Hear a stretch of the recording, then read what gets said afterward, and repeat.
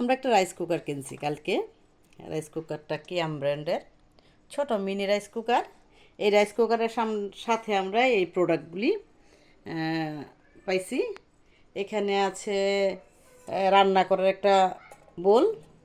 এটাতে ভাত, খিচুড়ি, অনেকে তরকারিও রান্না করা যায়, পোলাও, মাংস সব কিছু রান্না করা যাবে। তারপরে সাথে একটা স্টিমার পাইছি আছে, সেটাতে রান্না হবে, আলু সিদ্ধ করা যায়, ডিম সিদ্ধ করা যায়। যেটা স্টিলের, এটা মিনি রাইস কুকারের ভিতরে দেওয়া হয়েছে। এখানে ডিম, আলু, মোমো, মেরা পিঠা অনেক কিছুই বানানো যায়। আমি সাধারণত মেরা পিঠা এই স্টিমারটাতেই বানাই, রাইস কুকারের মধ্যে এইভাবে বসায়, তারপর এটার ভিতর দিলে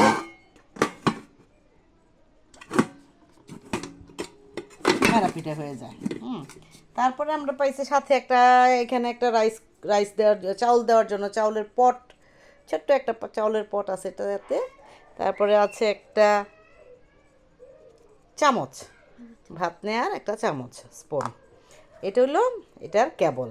এটা এখানে সংযোগ দেওয়া হবে, যেটা এখানে এখানে সংযোগ দেওয়ার পরে এটা আমাদের খোলা হয়নি অবশ্য, আমরা এখন মাত্র বের করলাম এটা থেকে। এটা সংযোগ দেওয়ার পরে এটা এই কানেকশন দেওয়ার পর এখানে দুইটা লাইট থাকে, একটা লাল একটা হলুদ।